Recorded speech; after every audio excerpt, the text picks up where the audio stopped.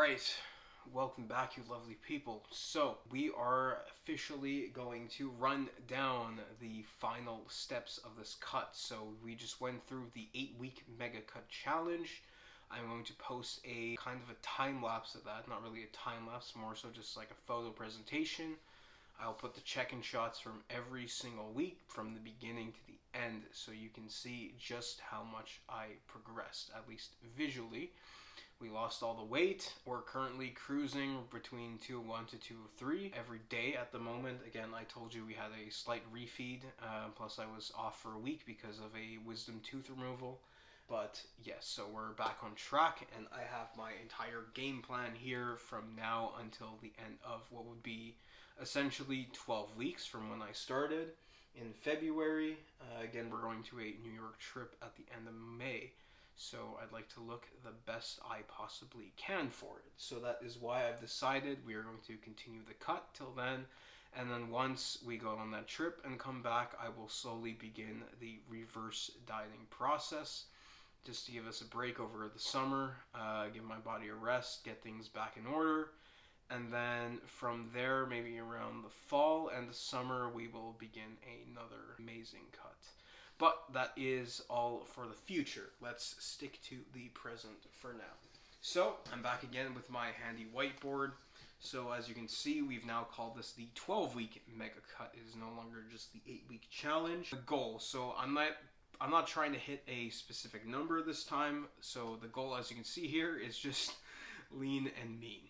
So we're gonna try to get as ripped, if we can even call it that right now, as possible. There's still a long way to go before I can call myself ripped or shredded, but nothing to worry about just yet. So anyway, my push-pull leg split, that remains the same 4 times a week. Cardio, so a big crucial thing for me. We last ended at 45 minutes in the morning fasted, and now we are pushing it a step further and doing 50 minutes fasted in the mornings. So of course, this is made possible with some supplementation. As you can see here, this is stuff I did take actually in the last 8 weeks of the cut too. The only thing is I just didn't really include it. I didn't feel like it was necessary, but people are going to start asking this stuff, I feel like, so why not? Anyway, so this is the morning stack I take. Again, this is another reason it has to be fasted, because one of these actually does not work if you're not fasted, believe it or not. If you eat near it or try to take it before food, the food will actually blunt its effects. So the stack here is 100 milligrams of caffeine. I'm not really a stimulant person, but at times like this, it has its place. I use it responsibly, only for athletic performance, nothing else. I will also be taking 5 milligrams of yohimbine HCl. So it's like 2 little small tabs. I'll take that same time as the caffeine. And what this is it's actually a natural fat burner made from yohimbine, which is a type of bark, if I'm not mistaken. I don't know for sure, you can do your own research, but it is technically from natural ingredients. It's a HCl version, so it absorbs really quickly, goes out very fast. It has a short half-life, so you have to exercise soon after you've taken it. But other than that, really great supplement. I've used it for a few years now. 5 milligrams is a fairly low dose. I would usually take at least a minimum of 10, but due to some financial problems right now, I'm just sticking with 5 milligrams. I don't want to have to buy any supplements right now this month. I'm trying to save all the money for New York. And we're going to take 2 grams of L-carnitine. It's going to be a liquid version that I will take again with all this stuff. So this will be a powerful cardio stack.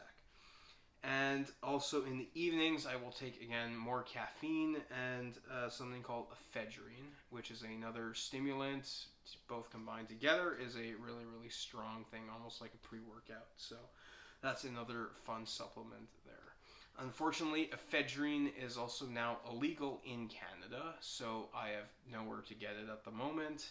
So I can only use what I have left of it. So, walking. We are now up to 20,000 steps per day. That's going to be a bit of a challenge. But also, you see, I put a range of 18 to 20K. We do still need to be careful because obviously this is a lot of cortisol my body is going to producing doing all this. So what I'm going to do is the days that I train, we'll keep it to 18,000 steps per day.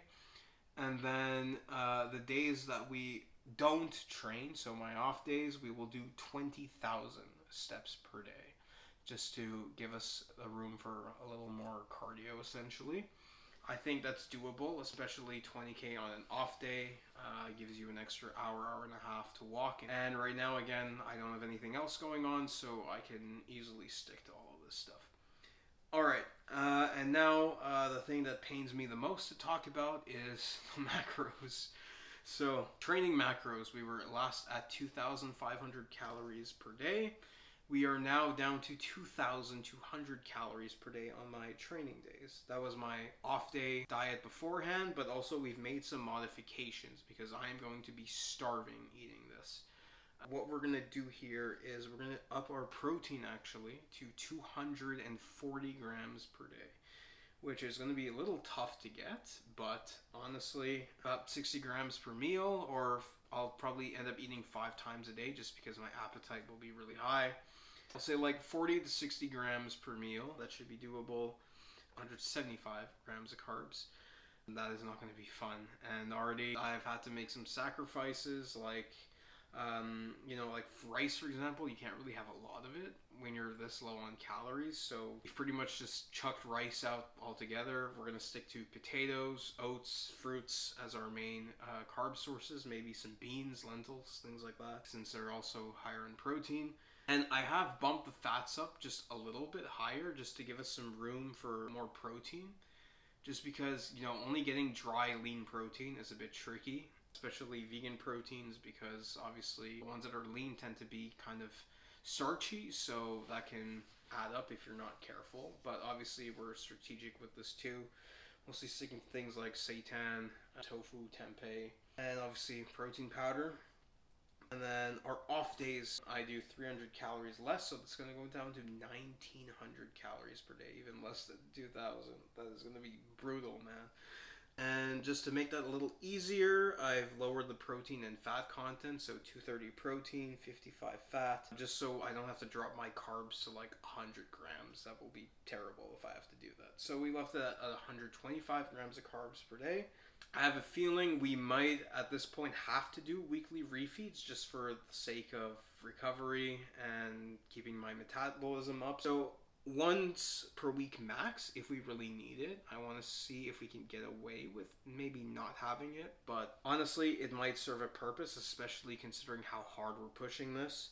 So if we do weekly refeeds, we're going to be strategic with it. It's not a cheat day, it's just a refeed. So one meal you either swap out for something you want different, or you kind of just strategically up your calories in your meals that day. So for the refeed, we are going to do 2,700 calories in that day, so 500 more from my training. And of course, this will be also on a training day, so either my leg day or the pull day. And yeah, so 2,700 calories. Protein will be a bit lower at 220 grams. We will do 350 grams of carbs and then 50 grams of fats. This is only going to be for 3.5 weeks at this point. Temporary, obviously it's not something we want to do very long term.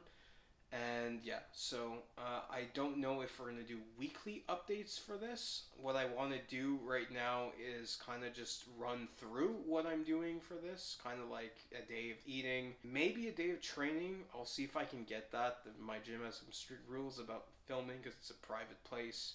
But worst case, we can at least talk about training, what I do for training, and I definitely want to do what I eat in a day, especially the off day, because I want to kind of do a fun little, getting a lot of protein and so little calories type of video. I think that could do well for me on this channel. So I'm going to stop rambling now. So that has been my plan. Again, I hope you learned something. Like this video, consider subscribing, leave a comment. Maybe share this with someone if they'd be interested, and thank you guys for watching, and I'll see you next time.